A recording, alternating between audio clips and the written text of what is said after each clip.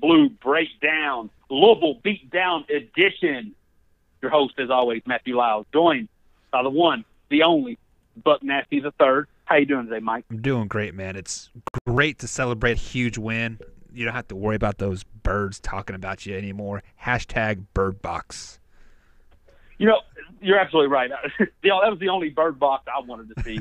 You know, it's great. Oh, this is the fourth time in history that Kentucky has won in football and in basketball the same calendar year. 1913, 1914, 2010, and now 2018. Feels great. That is awesome. I mean, and to beat them in the fashion that we have. I mean, you look over the last. You look whether you want to look at football and basketball this year. We know we embarrassed them, and in basketball or in football, we dominated in basketball. I mean, the game was closer. You never felt like you truly had them away. But I think that I give credit to that to the fans. The fans cheered for every basket. So with the fans and Young Center really going nuts, you always felt like, hey, there might be a run. Yeah. But now that the game's over, it was never close. And then when you put on the 29-point beatdown we gave them last year, plus the 13-point beatdown from this year, I mean, it's been a pretty good run. Yeah, so, yeah. I mean, it was just like it was great to see UK put together a complete game and kind of seeing like they had a claw and scratch and fight for every shot, every board. You know, like it was nice to see them play a complete solid game. Yeah, that was one of my biggest takeaways. Is I felt like, and we talked about this a couple weeks ago, that December was going to be an important month. It literally broke down that you were playing a UNC Greensboro team that was pretty good. The name doesn't say it, but it was pretty good. Very experienced team. Then you were going to play a scrappy Seton Hall, and then you were going to play a Power 5 conference in Utah. It is what it is. And then you had North Carolina in a neutral site, and then you had Louisville, who's not as good as North Carolina, but you're going into their home. So, and yes, I'm going to say we passed the test. Let's start there. Before we recap the Louisville game, did we pass the test that we set? Yes, we did lose the Seton Hall, but I think we won a lot in that game. We won the game with ourselves, but we lost in a way that said, you guys got to get back. You know, you played good, but not good enough. I think if you win that game, you kind of play sleepy against North Carolina and Louisville. But what say you? We set a test. The month of December was going to be finals. Give us a grade in the month of December. So in the month of December, I'm going to give us a B+. You know, we kind of started off sluggish, you know, C, B- range, and then we we learned from our mistakes. We got better, and we are starting to trend at the right time. And at this current rate, we are going to be peaking at the right time once tournament season rolls around, if we keep on this current pace. And that is what we as fans, we as, you know, people that talk about the Big Blue, we want to see them continue to grow over and over and over. And that's why I'm giving them a B, because there's still room to grow. And that as a fan gets me excited, because we are not at our potential yet, and we beat a very good North Carolina team. And whether we want to admit it or not, Louisville is a solid team too. They might be a tournament, you know, second round team. So very good B, I should say a solid B. I like that. I can get with that. I mean, obviously, I'm drinking the Kool-Aid now. I'm high on these last two wins, so I want to say A, because I think I was very optimistic about the Seton Hall game all the way except for the outcome. And, I mean, that the bad thing about basketball, the bad thing about the one-and-done tournament where there's 64 teams, 68 teams, and anybody can lose, is if you get a guy who shoots 7 for 7 on crazy three-pointers, you're probably going to lose. Right. And I can't be mad about that. The thing that I like about this season is it's like creating something. And this season really looks like that. The first season, you see what you got. Or the first month, the month of November, we just seen what we had. And I'll be honest with you, it wasn't pretty. It is like playing with a new toy. It is nice, and you really don't know what it all does yet. Yeah, but also there's some assembly required. You know, yeah. Because in the month of December, and I'm going to speak on that because that's what we just went through, every game had its purpose. UNC Greensboro had a really good player in that Lonzo kid. Hagan said, "This is my role. I'm going to shut you down." And then Seton Hall came, and we realized, even though we lost the game and we missed some shots, the offense started to form. The offense had some fluidity. They had some purpose. The passes had purpose. The shots wasn't going in, but you had a role. And we definitely grew from that game. Definitely grew. Exactly. And then Utah came in, and they're a lesser team, so you get to see that offense against a lesser opponent. We're still trying. We're still building. And then, North Carolina, big-time opponent. They could score as much. So now it's time for you to put that offense to use. They did that. And the things I've always found intriguing, and I hate the last couple of years, when you go from playing a North Carolina water slide, when you're on a water slide, you're just rolling. Like, there's no stop. Yeah. And that's how the scores came. That offense was up and down the court. Everything you wanted was there. There was no stop. And then imagine going from that water slide to running in mud. That's how it is when you play Louisville. You're running in mud. You can't get anything going. A 4-point deficit seems like 12. A 10-point deficit seems like 20. Yep. And you just kind of get into, even without Rick Pitino on that defense, there's still just that feel when you're playing. Maybe it's the nerves of a rivalry game or just everything seems a little off. And I feel like we're coming together. Roles are now defined. Now, January will come time to push that to the test. You've got your new toys. You've made tweaks to it. Whatever broke the first time, you fixed it. Now let's see what we got. And then February becomes fix whatever broke, polish it up, and let's get ready for March. Because in March, there's no looking back. Yeah. Every game, every loss in March has big repercussions. Either you lose in the conference championship game, and that's frowned upon, or you lose in March, and it's done. Or in the big tournament, and it's done. Yep. So, I mean, the season, I feel like there's some points where you're still concerned about how we're going to match up against Duke. Tennessee's out there being world beaters. Auburn's still a scrappy team. Then you got good schools like Michigan out there who are one of the top teams out. So there's still a lot of questions, but I like where we are. There are still a lot of questions, but we also have a lot more answers from our team. We kind of know what we got now. After that loss against Duke, we kind of had that sick feeling in our stomach. We're like, whoa, wait a second. Are we going to be a second round team? Are we going to be a first round team? But I feel like most of us, I had North Carolina going to the Final Four or at least the Elite Eight, and to beat North Carolina like we did with those expectations from that team, that makes me feel great. That gives me really high hope. But at the same time, I don't want to get overexcited either because the SEC is going to be a fight this year, really big fight.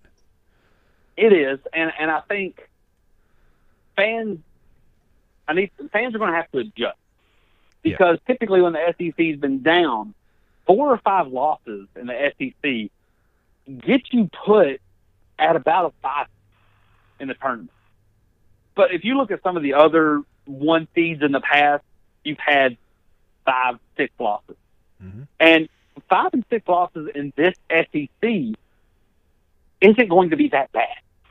If you lose at Auburn, at Tennessee, at Mississippi State, at Florida, and then say at Georgia or somewhere, that the committee is not going to judge you as harshly as they would have 5 years ago.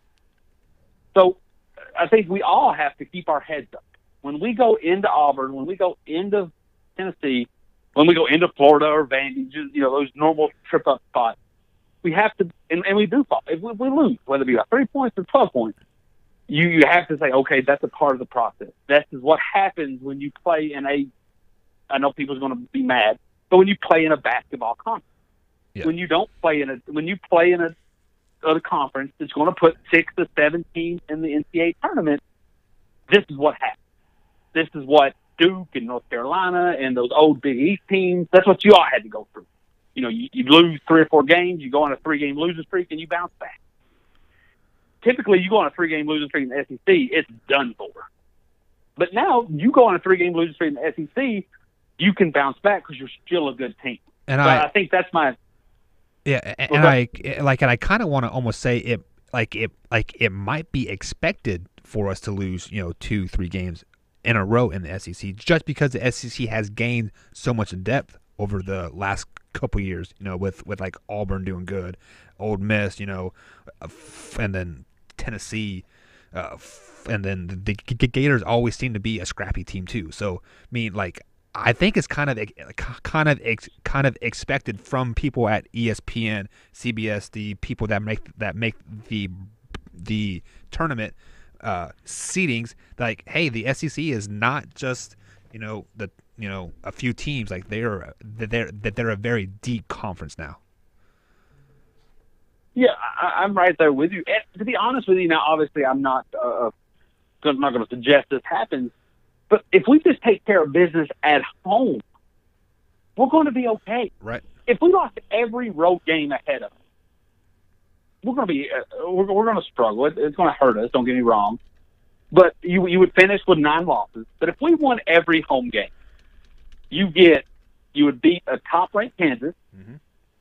You would beat a top-ranked Tennessee, a top 10 Auburn, plus Mississippi State, LSU, Florida.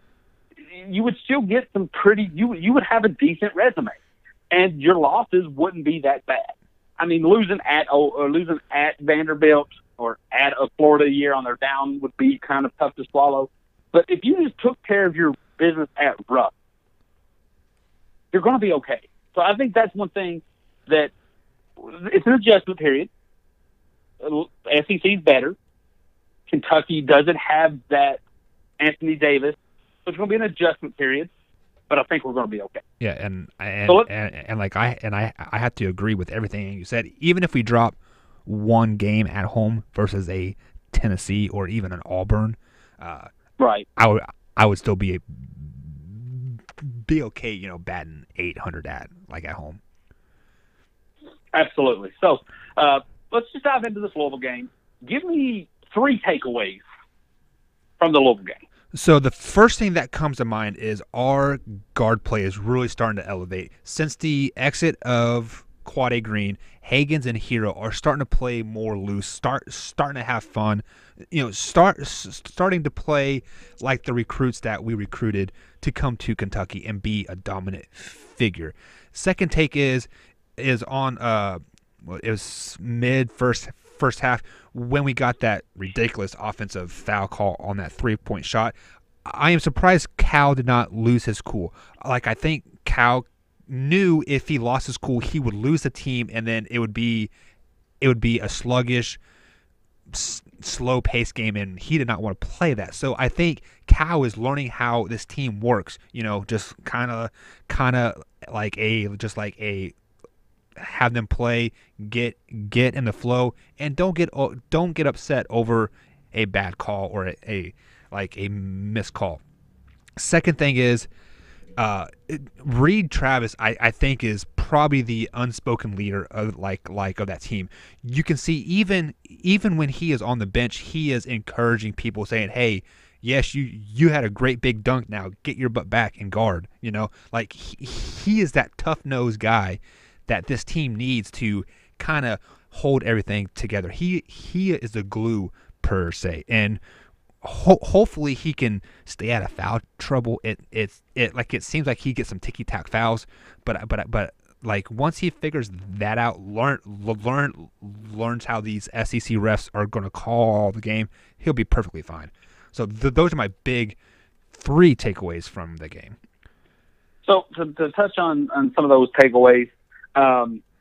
Yes, I don't want to sound. Look, I wish Quade the best. He went to Washington. You was right. Points on that one. Surprised he went across country. But yeah, me whatever. Too. Honestly, to a team that's probably not going to be a contender. On the first takeaway, I don't want to say anything to your point. I don't want to take anything away from Quade, but I think Quade was he was your combo guard. He was the type of guard that was good at 1 or 2, but had flaws at a 1 or 2. Right. And that allowed guys to step in and say, "You're a 1 or 2. You're a point guard. Ashton Hagens, you are a point guard. Go be a point guard. I'm not going to force you at the 2 to try to get Quade on the ball. and I'm not going to force other guys at the 1 to keep Quade at the 2. You know, he did a lot of things good, but I don't think he did anything great. And, you know, there may still come some games where it bites us, but you never truly know. I think the guards are becoming defined rows, and I think that's what happens when you have a less crowded room. You know, you just take one away, and there's now people have an understanding. To your second point of Cal, yes, I do think Cal is working to learn the different roles, because some guys, Cal gets a technical, they say, oh, I'm going to take over in his spot. Other guys, Cal gets technical, gets ejected, they're lost. Mm-hmm. They don't know what to do. And I think this is kind of that team. You did talk about Reed Travis being the unspoken leader, but you still, even Reed Travis hasn't been the guy on a team like this. When you're the guy at Stanford, ESPN's not there. A little bit. Here different. They are. You know, everybody's looked. When Cal gets thrown out, that's making Sports Center. Now there's questions to be asked. And Reed Travis being the leader, yes. And I think he's allowing the way he is showing other guys how to lead. I see P.J. Washington react and interact with Reed Travis a lot better than I think I kind of expected. When P.J. came in, I thought he was going to kind of be the bummer. I thought he was going to be the guy that said, I wasn't good enough to go pro last year. Let me show you I can do it this year. And I thought he was going to play us out of something. But it's like Reed Travis has taken him under his wing and said, I can show you how to be great and a team player. You know, we talked about it earlier a couple weeks ago that a lot of times when guys come back, or when guys are freshmen or big-time sophomores, right, they think, oh, the scouts want to see me shoot this 3. The scouts want to see me get this big dunk. And they forget, scouts want to see you hustle. Scouts want to see your fundamentals. Scouts want to see your free throws. Scouts want to see all this stuff. And I think Reed Travis, being a fifth-year senior, is getting PJ to understand that.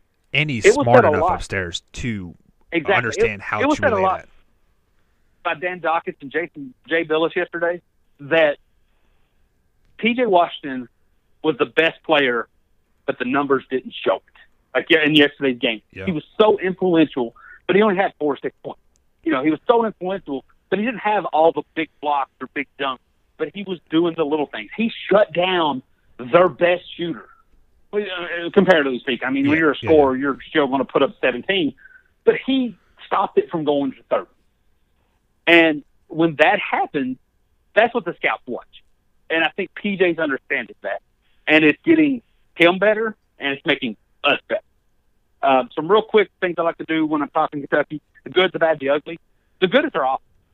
I was never worried about the defense. Cal gets that on. It's the offense. And I'm seeing shots fall. I'm seeing Tyler Hero getting a rhythm. I'm seeing Ashton Hagen making things happen. The fact that he can get to the basket is good to me. They'll start falling later. Yep. The bad is our final 2 minutes. Both things that I was glad about, North Carolina and Louisville, is that we had a lead and they never got within 4. Both games we took a double-digit lead and we never let them get back within 6 or 4 or cut it to 2. We kept them at bay. But I'm getting concerned, our execution, and maybe it's our next learning process, our execution in that final 2 minutes. When they start pressuring our inbound, we make some silly plays. We got away with a little bit of a silly exchange. We did turn the ball over once trying to get it into PJ. If these are 4 and 6 point games, those can be huge. If you're up 12 or 14 and they get a cheap one on you and it goes to 12, you're okay with that with 2 minutes left. But if it's a 4-point game at Tennessee, a minute left, and you cause that kind of turnover, it's going to have negative ramifications. So I need to see us working. And the ugly part, I'm going to just say this facetiously, kind of being a negative Nelly, if I will, just things I watch. E.J. Montgomery, Emmanuel Quickly aren't really logging a lot of minutes. Right. And I think they'll flourish. Now, that shouldn't be a bad thing because I would love to see both those guys as sophomores. And I don't know anything about these kids personally. I'm sure they're great kids. But kids still make decisions that they feel is best for them. Yeah, as we all should. I have no problem. I don't expect the world of all these freshmen, and I have no problem with a freshman struggling like a freshman should. I just want it to pay off with an experienced sophomore and then maybe potentially turn into a nice junior. But if they get mad and transfer or they leave in the NBA anyway, it becomes frustrating because the struggling, the investment that you put in their freshman year never pays off. You know what I'm saying? It's like if you know, I love making metaphors. It's like if you go to the old junkyard and you pick up an old 69 Chevy and it doesn't work for you and it costs you a lot of money. Right. But if you can turn that into a classic car, it's worth it. But if it never becomes anything, you just wasted your time and your money. And that's the part that concerns me every time that a game ends and E.J. Montgomery finishes with 8 minutes or 4 minutes and 2 points and quickly finishes with 8 to 10 minutes and 4 points and 2 turnovers. I'm fine with that. I just need it to become a sophomore. I just need it to pay off for us. Hopefully it doesn't affect their psyche, and they're still great basketball players. You wouldn't be here at Kentucky if you weren't great. Just understand that your role on this team is I need you here for 8 minutes and do well, not 20 minutes. Well, and I think this is the part that and I'm not going to blame on anybody. It's just life. This is the part of the culture change. Because the first 5 years Cal was here, the culture was you come here, you play really good, you go pro. And then it became I have to go pro because if I come back at sophomore at Kentucky, they're going to look at me as a failure. Mm-hmm. We need to. This is very important for a shift. That it's okay to struggle as a freshman because we're going to be darn good as a sophomore. And it's okay if I'm not a top 10 pick as a sophomore because Cal's going to get me right by my junior year. That's the culture that that North Carolina, and I hate to bring them up on a Kentucky show, but that's the culture they've created, and it's resulted in 2 titles and 3 championship games and still putting guys in the pro. And a great team this year still, even though we destroyed them. They still could be a Final Four team. Who knows? Yeah. I would hate it knowing how we beat them, but who knows? And when you look at that team, I'm pretty confident most of those guys will be here next year. And I hate that. But I would love to see that for us. I would love to look at this game and say, Travis will be gone, Keldon will be gone, maybe PJ. But, man, can you imagine what Hagens is going to be as a sophomore, right. What Hero is going to be as a sophomore, what Quickly Montgomery is going to be as a sophomore, what junior Nick Richards is going to be. But the culture that we have right now makes me super nervous because these guys are playing good enough that in theory about 7 of them could go pro.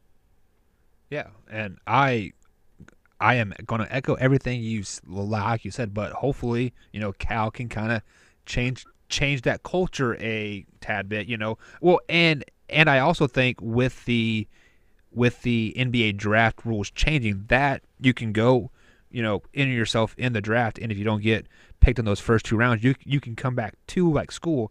Hopefully, that will trigger some of these kids, like, hey, you are not quite there yet, but you give me one more good year, I can get you there. So hopefully that will help, and then Cal's mindset that he has now, hopefully that could start to roll downhill and make us, win championships 3 out of the next 4 years, win 3 out of the last 5, something like that. Yeah, the problem with that is, and I wish it's a start, but I wish they would tweak it a little more because you saw it last year. Hamidou Diallo didn't really dominate at Kentucky. No. Jared Vanderbilt barely played, but it's almost like it's a culture that's blended together. These kids come to Kentucky and think they should automatically go pro, and then the NBA says, hey, I got this random second-round pick. I'll draft him. He went to Kentucky. He must be okay. Yeah. So what you're doing is Tyler Hero goes pro. Ashton Hagens goes pro. Not really good enough to be a first-round pick, but then late second round, some random team says, hey, I got an extra pick. I don't have the roster spot for you. I could shove you in the G League. Come on, Tyler Hero. You went to Kentucky. You must be something. Ashton Hagens, you went to Kentucky. You must be all right. And when they're drafted in the second round, they can't come back. So I wish they would change it to where if you're drafted in the second round, you have a choice to sign the contract or come back. And then maybe that the team owns your rights for 2 or 3 more seasons. So, there's no really way to dodge it. If you come back, if you go out the next year, you still got to go to that team. Right. I don't know. It's just, I think there needs to be a big change. And I hope last year was that change when Cal, aside from Kevin Knox, when Cal went out and just got a bunch of mid-tier guys that were still 4 and 5 stars, but they were run-of-the-mill, and a lot of those guys returned. Now, one transferred and a couple went pro, so I'm a little nervous, but I'm hoping this is a culture change. So moving back to the Louisville game, I'm going to give you the players. Give me your thoughts and a quick grade on how you thought they did just in the Louisville game. Ashton Hagen. I think Hagen's had a great game. He stepped up, and he was the point guard. He was getting to the rim when the Cards were basically asking him to shoot. He hit a couple big shots. I give him A minus. Yeah, I'm going to give him an A minus too. I think when you go out and have 8 steals versus a team, the expectation is you're going to do it again. And he didn't, but he had some good solid plays. The one where he intercepted it, where he just jumped up and hawked it with one hand, was just not today. No. Said, no, not here. I'm too good. I do think I'm a little concerned early when they said beat us offensively. He tried to do too much, and then he looked sporadic on defense. Yeah. But for the most part, he straightened out, and at the end of the game, once his confidence got to flowing, he got a little too cocky, put the L's down with about 20 seconds left, had the shoes that had to be removed that had the L's down. I thought they were pointing at the championships on the laces, but whatever. Yeah. I don't want, which is going to happen because the kid's young. He should be a senior in high school. Don't be one of these kids that you're great when the going's good, but then you disappear when the going gets tough. Because there's going to be games where the going gets tough. And I don't want that kid to be the kid that starts pushing and starts acting sporadic and creates 12 turnovers of his own. So I'm going to give him an A minus. I'm there with you. But buyer beware. I still need to see more. He's still a young kid, but I thought he made the most. I believe he had 20 plus points, if I'm not mistaken. 24. From outside. So we need to do that, and so that's why I'm giving him a A minus as well. Look, I'm gonna give him an A plus, and I'm gonna give him an A plus in that the shots were falling. He played good on defense. He took away one of their. Everybody was on kind of stopped, and he completely shut out McMahon, who is their spark plug, who's the guy that comes and hits 3 crazy threes, and then next thing you know, Louisville's on a run.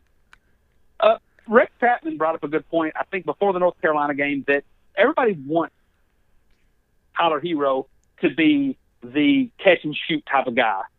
But Tyler Hero's more of a get it at the top of the key, dribble, pull up. Yeah. And I think they're starting to say Tyler Hero now. We're running plays that Tyler Hero, we're going to give you the ball top of the key. If you notice, there was a lot of Hagen to Hero to Johnson plays that at any time, Hero could have hit you with a crossover and then pulled up. He could have taken it to the basket, or he could have passed it off. The ball now, was great. It's much better when he can get that catch and shoot, because with Travis down low and with Keldon Johnson's ability to drive, they're going to be catch and shoot moments. He did have a boneheaded play going into the halftime where he pulled up a beautiful shot. I mean, it was a great play. If there was 10 more seconds, it'd have been fine. If there was 10 less seconds, that'd have been fine. But the fact that he pulled up the play with about 10 seconds, it was bad. But you can still get an A plus with a 98, 97 score. I'm gonna give him an A plus. Moving on, Keldon Johnson. He started the game off fairly well. He hit I think the first 3 shots, maybe first 4 shots. I'm not 100% sure. He shot 50% from the field, 50% from the 3-point line as well. He is kind of the, I don't want to say unsung hero, but he is that player that just gets there and does his job. He's not too flashy about it, even though his shoes are mismatched for some reason. I don't know why, But I want to give him an A just because I think he played pretty much the whole game. Maybe sat a little bit in the second half, but he is a solid player that just does his job. He gets his points. He gets other players involved. He is there when you need him. That's why he gets an A. Based on this one Louisville game, from this point on, it's going to be tough because the headliners was Ashton Hagen and Tyler Hero. Yeah. It's going to be easy to say, I don't remember Keldon Johnson doing anything. Give him a C. Because I've only watched the game once. I haven't watched it again. And Keldon Johnson didn't jump off to the page the way he has in North Carolina games or other games. But I'm going to give him a B. I don't remember everything he did, but I remember he had some key plays. When Louisville was close, his ability to get into the lane got him out of certain defenses. He played pretty solid defense from everything I remember. He hit his free throws when he went up there. With me only watching the game once, I'm going to give him a safe B because I feel like he did what needed to be done.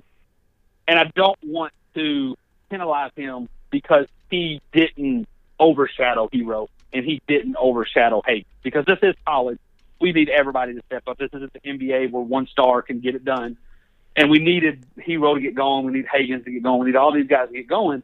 So just because Keldon wasn't the spotlight, I don't want to penalize him for that because I feel overall he played pretty solid. Yeah. So let's move on here. PJ Washington. PJ, just like you alerted to earlier, the points are not going to jump off the page at you. The rebounds are not going to jump off the page at you. But he was there locking down their best player, their quote-unquote best player. And he was just nasty. Like, he was it's just something about him when, like, he does that little mean mug face and he just plays well. He doesn't make too many stupid mistakes. And so with like that, I'm going to give him a B plus, simply because, like, at the end of the day, I do kind of want the stats to jump out a little bit more, even though he is doing a lot of stuff off the ball on the defensive side. So like I want to see a little bit more on the offense, but I do know playing that great on the defensive side does wear you out. So a B plus. Yeah, I'm gonna give him an A, and I think this is a part of his growth and maturing because he did exert most of his energy on being in front or around Enoch, switching on some of the smaller guards, making them shoot shots they're not comfortable with. I think that really helped us out. Yes, on offense, he had some solid plays. I really like the fact that now he's hitting that little floater. He's in that short post floater, but he's not forcing it because when you come over to double him, him and Reed Travis have this connection. He knows where he is at all times. It's almost like Tom Brady and any running back. Yeah, Tom Brady may be wanting to go deep downfield, but in the back of his mind, he always knows where that dump off is that's going to be a safe play. And I feel like he gets the ball. He's looking to take you to the basket.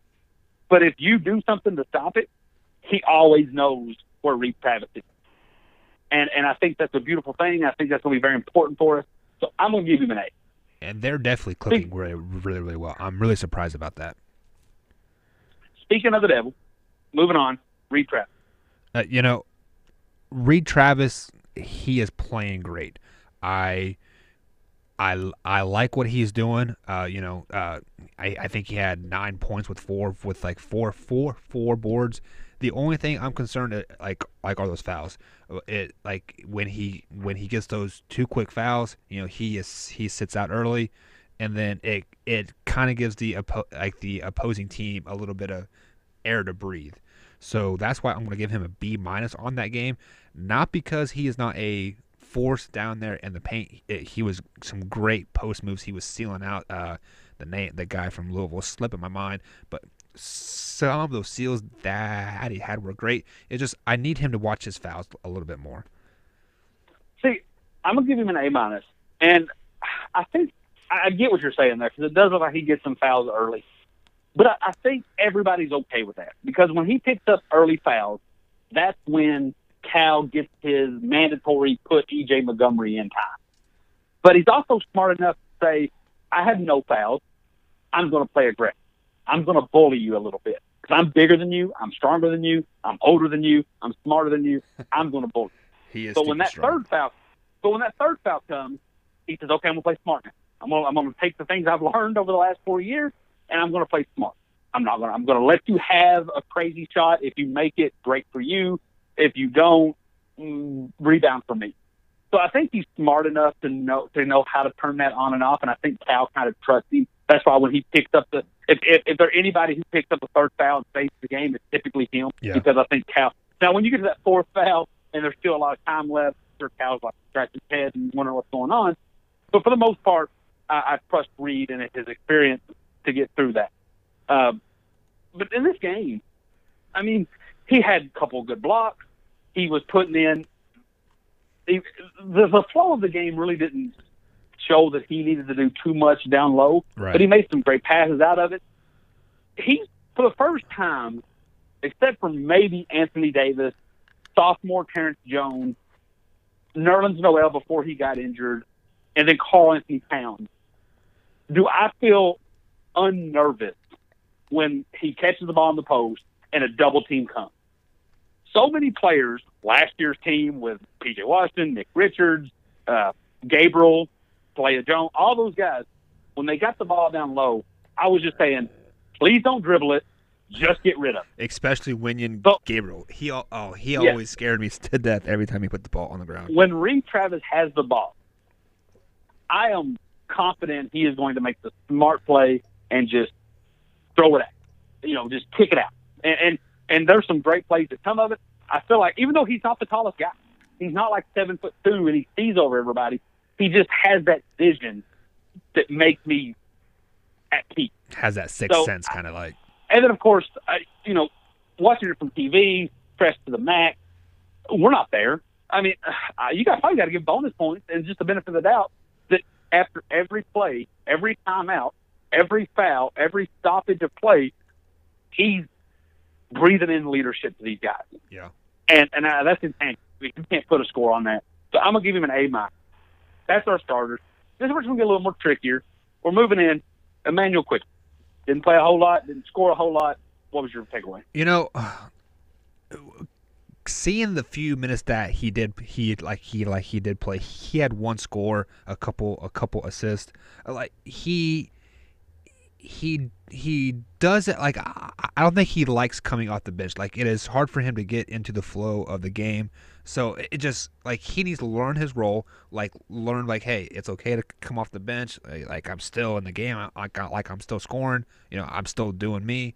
But I gotta kind of give him a C-, just because like I don't see him doing good things when he's in there. Like he doesn't seem in sync with the rest of the team. So Cal's done this thing the last couple of years with positionless basketball. It hasn't always panned out, but Cal likes playing 7 to 8 guys max. So somebody's going to get the flip on this, especially depending on what Jamal Baker, and we'll get to him next.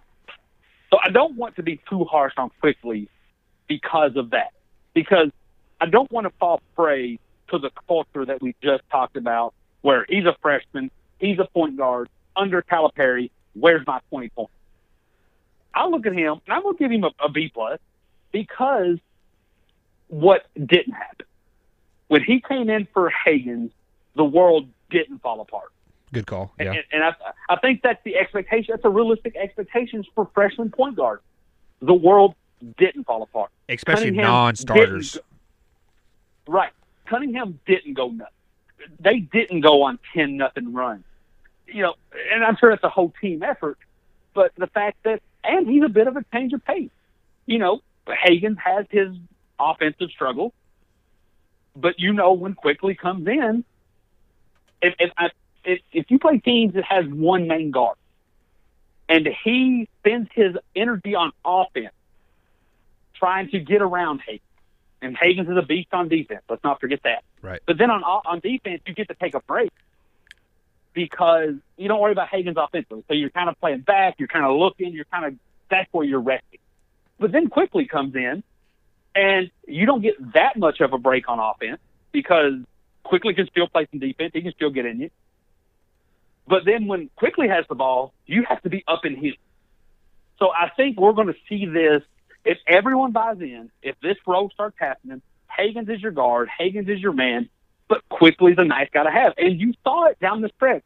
When we struggled with that 1-3-1, because we only had really 2 shooters and 2 handlers, they put Quickly in at the 2 with Higgins, and it was interesting because now you have 2 ball handlers. You got 2 smart decision makers. Yes, he's not the guy you want him to be, but the world didn't fall apart when he was in there. I'm okay with that. I'll give him a solid B+. Yeah, I think I kind of have to up my grade on that too. Like, you made some valid points there. So Jamal Baker, what's your take? So Jamal Baker reminds me of Vanderbilt like this past year. When he got in there, he was trying to do too much. He could not calm down. And I kind of foreshadow Jamal Baker being like that when he gets in that game, just because, this is his first time being in the game and he wants to make a big impact and make a big splash right here, right now. He never lets the game come to him. So he kind of seems high sprung.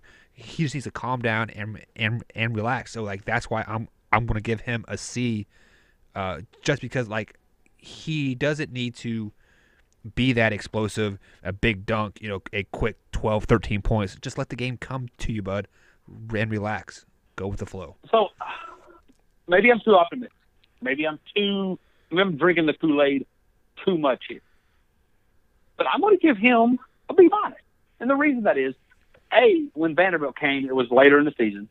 True. Vanderbilt played a position where we didn't really need the help.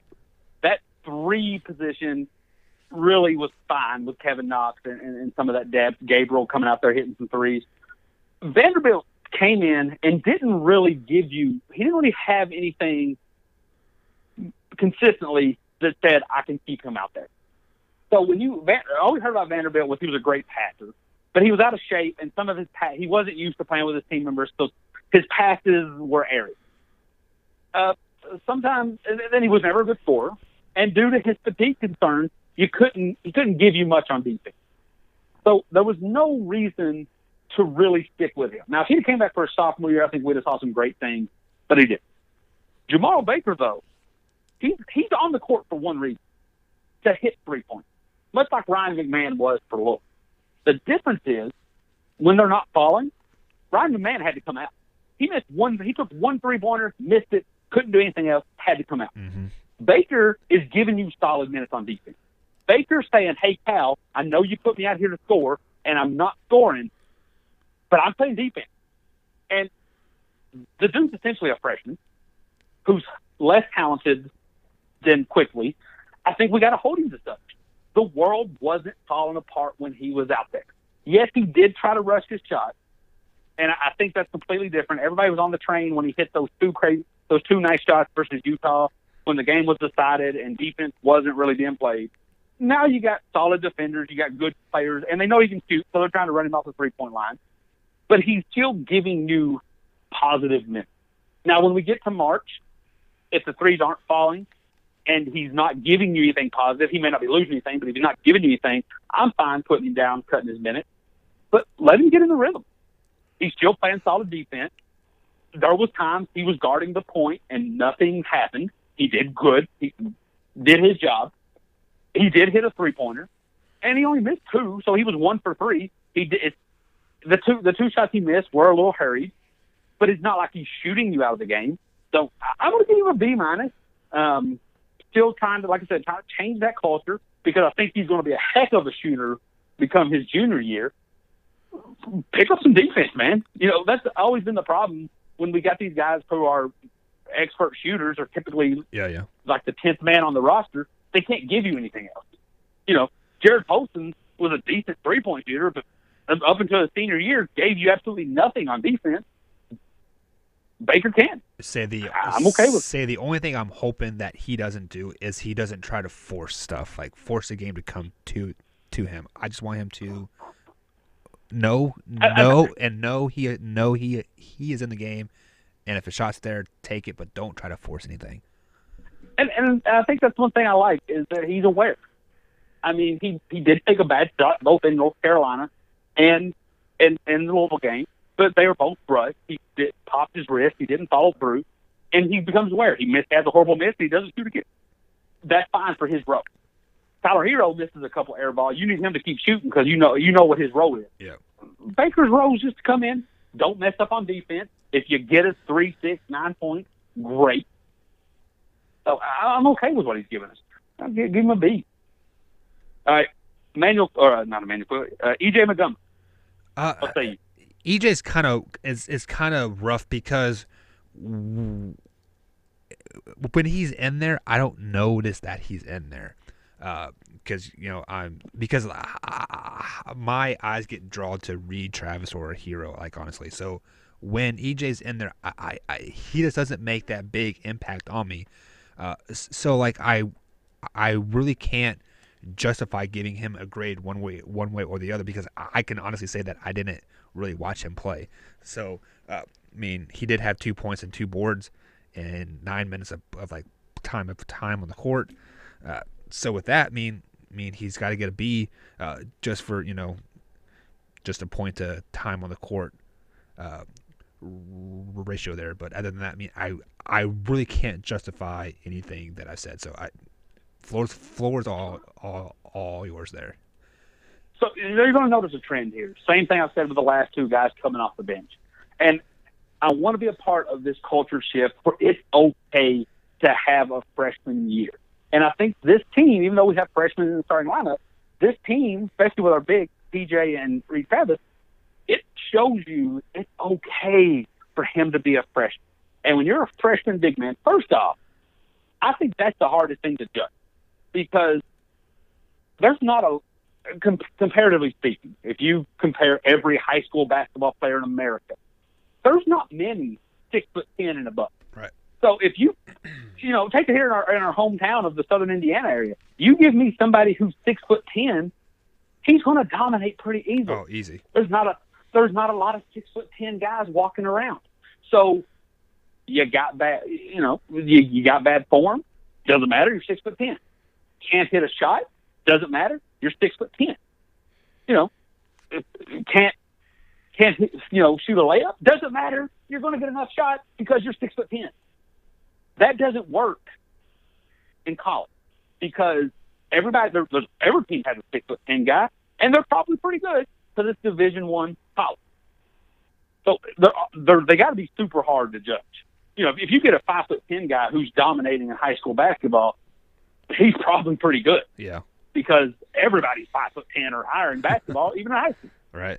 But 6'10", it's like being super fast in football in high school. You can get away with it, but you go to college, you got to have a little bit more. And so it's hard for you to judge big men first off.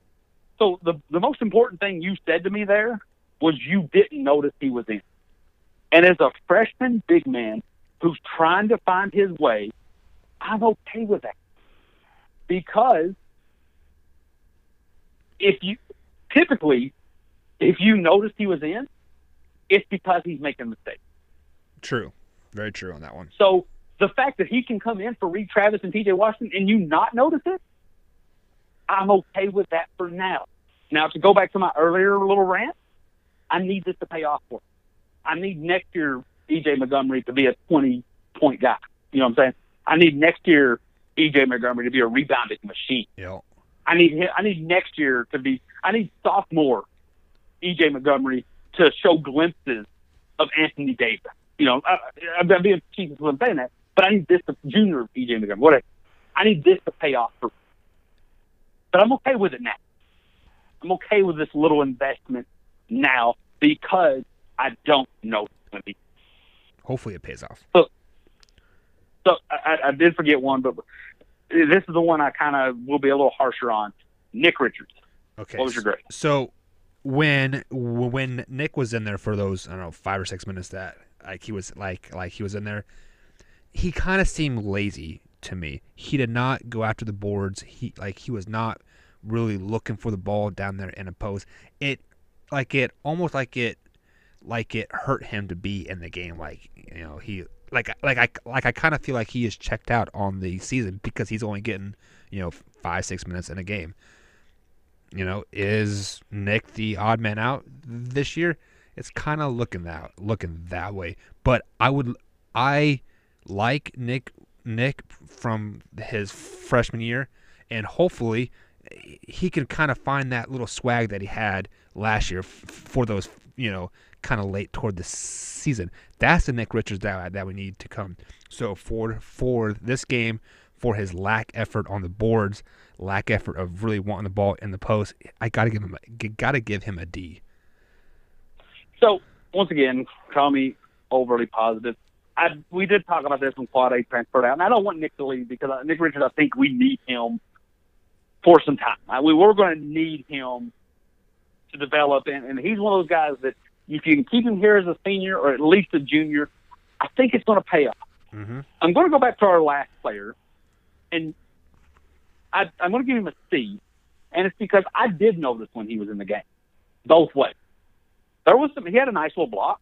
He when the guards tried to get in, he said, I'm here. He made some solid rebounds. So he proved in North Carolina game too. You knew he was in. But when he messed up, I also was like, Nick must be in. When I saw a rebound come back to Enoch and he put it back in, I said, Nick Richards must be in. Mm-hmm. When I saw any offensive rebound that happened inside the paint for Louisville, I said, Nick Richards must be in. And it goes back to what we said when he had the 20 rebounds way back against whoever it was early in the season, Southern Illinois, I think. Yeah. When it's almost like talking about big men, and I'm going to give him the same benefit of the doubt that I gave E.J. Montgomery because changing the culture here, he's just a sophomore who didn't really have a great freshman season. When it's okay for him to be when it's time for him to be 7 foot, he's good. When no one else around him is 7 foot, he's fine. When the guy coming at him is not 7 foot, he's fine. But when anybody around him, when it comes time for him to be a basketball player, he's struggling. When it comes time for him to come up with a great rebound, a big clutch rebound, I'm not sold on. When it comes time for him to block out and defend a fellow number one pick, when I don't know how many great big men. I don't know if they'll ever play Oregon and and Bobo and them or other top 10 big men.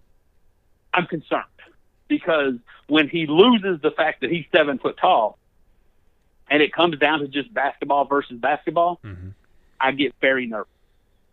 So I'll give him a C. I noticed when he was in there doing good things. I'm like, hey, there's Nick Richards. But when something bad happened, I said, well, there's Nick Richards. So I'll give him a C. C minus I've been very positive, upbeat, focusing on it, and I think that's what comes when you beat the rival. Yeah. When you beat Louisville, You're the right. sun just shines a little better.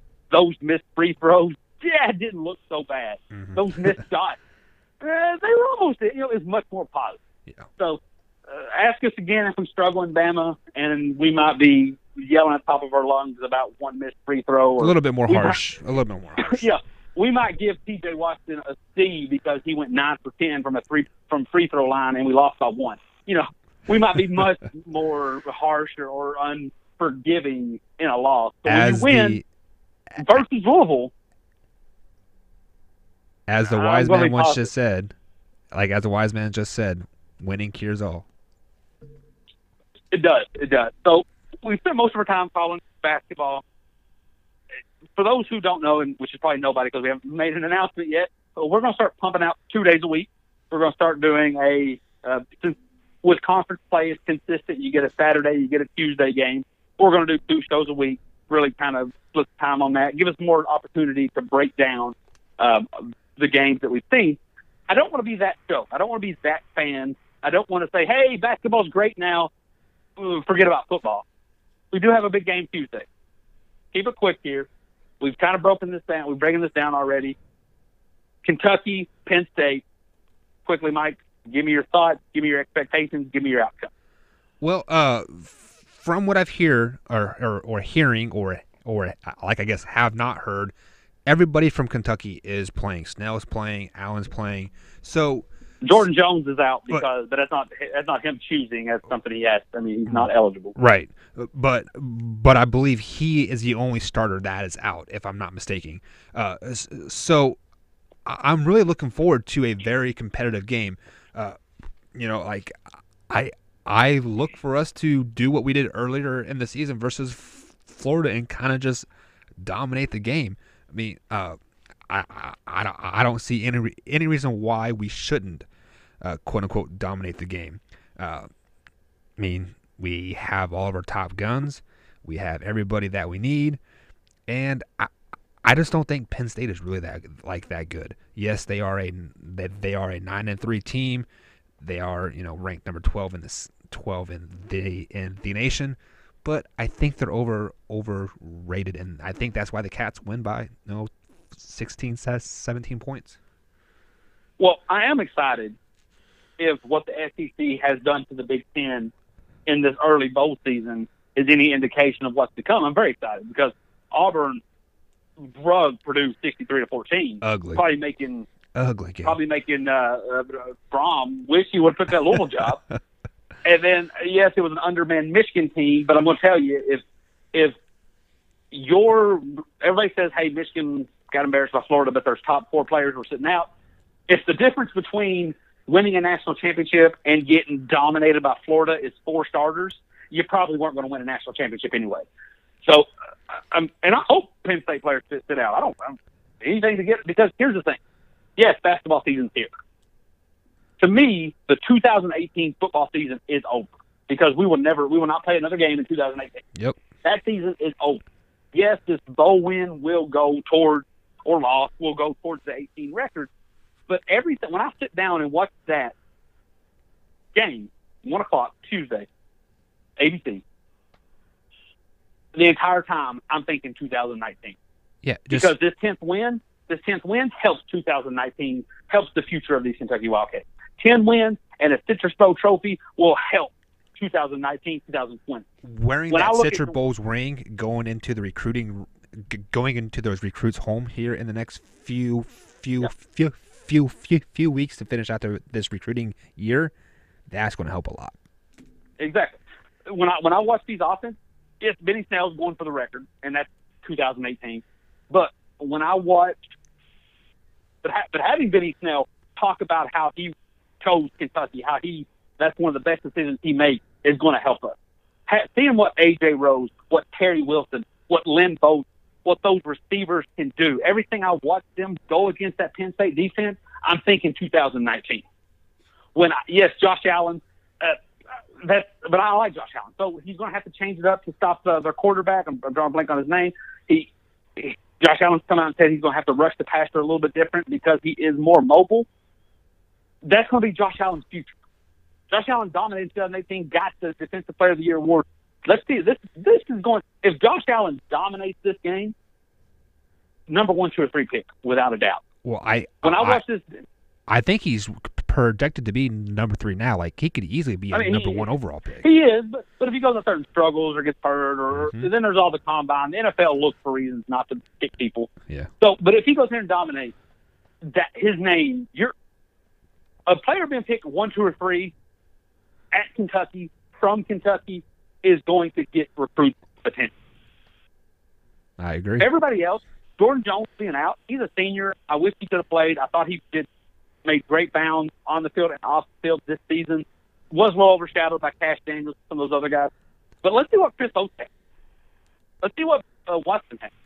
Let's see what Cash Daniels, the leader, wants. Because especially if the game gets out of hand one way or the other in the first half, I think Josh Allen's done. So let's see what Cash Daniels does to lead this defense. Let's see what this 2019 secondary is going to look like when they take out Westry, when they take out Edwards, when they take out some of these other guys. Let's see what that 2019 secondary is going to. So that's my expectation. I hope we win. But when I turn that game on, everything I watch is setting up 2019. And just to add there, I'm not hoping we win. I'm kind of expecting we win because I think we need to build that culture. We are talking about culture change in the basketball world. we need to change that culture in the football world too. Every time we walk on the field, we should expect to win, not hope to win, expect to win. I agree, but I think much like we talked about here, because college football is much different. If you don't make that, if you're not that 14, you're over there with your own personal agenda. You know, when you make a bowl game that's outside the playoff, when the national championship's off the table, you have your own personal agenda. Every fan base has their personal thing they're looking for. I would love a win. I would love win number 10. But the season, the 9-3, or even 9-4, is set. It's set. I'm looking for next year, and a win would be great. But I would rather. I'll be honest with you. Last statement here. I would rather win, or if you gave me two options, and it'll be a tough one. But if you could say we win 14 or 10-7, that was or 7, and Benny Snell had 150 yards rushing, 1 touchdown. Josh Allen had 5 sacks, dominated, and our senior safeties had 2 interceptions. Or we lose, but it's a fun.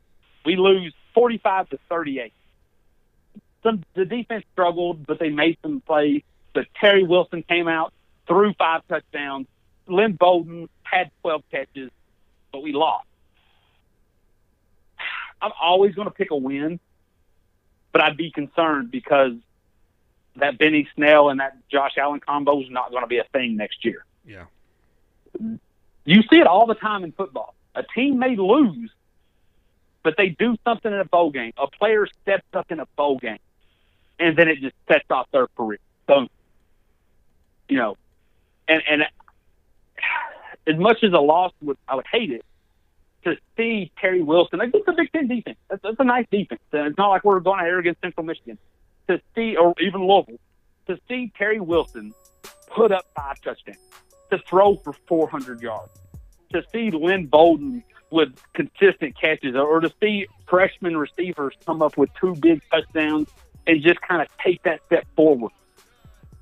Almost like, and on a different scale, almost like Alabama saw with Tua and that receiver last year. When that play happened and they won the national championship, Bama knew next year we're fine. Right. If we lost 42-38, and Terry Wilson and that offense looked amazing, hey, our defense will figure it out. But our offense, we're fine. I'm okay with it. So, yes, I want the win, but I want to see future development. I want to see 19 start to come into shape more than anything. Any closing thoughts, Mike? I concur everything that you said, but I definitely want to win this game. I don't like Penn State. I don't like any Big Ten I do teams. too. Go Big Blue. That's it. Join us next time. We're out. Bye.